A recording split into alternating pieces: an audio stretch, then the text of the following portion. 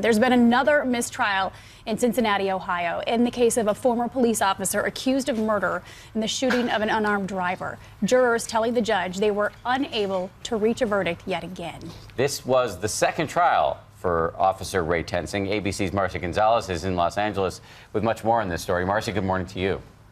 Dan, Paula, good morning. The jury deliberated for 30 hours over 5 days, but the outcome was the same as the first trial. The family of the man he killed reacting, calling it unjust. This morning, anger and frustration over that courtroom deja vu. We are outraged. For the second time, a mistrial declared in the case against former University of Cincinnati police officer Ray Tensing. Ladies and gentlemen of the jury, you sent a note out that says we are almost evenly split regarding our votes toward a final verdict. The jury deadlocked on whether or not Tensing should be convicted on murder and voluntary manslaughter charges in the shooting death of Sam DuBose during this traffic stop in 2015.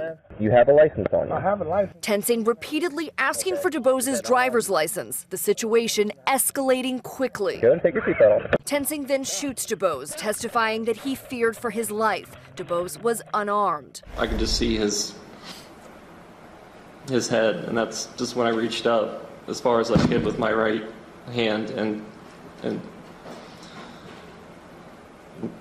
fired a shot. This is the third trial in a week against a law enforcement officer accused of killing a suspect to end without a conviction.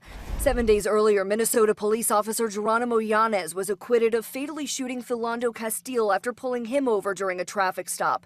And on Wednesday, former Milwaukee police officer Dominique Hagan Brown was found not guilty in the shooting death of Sylville Smith during a foot chase.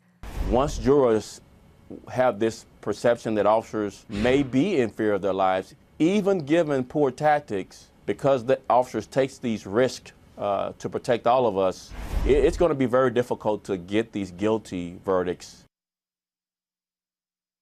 And DuBose's family is now asking that the case be tried for a third time. The lead prosecutor says he won't comment on his plans until next week. Dan? Marcia, thank you very much.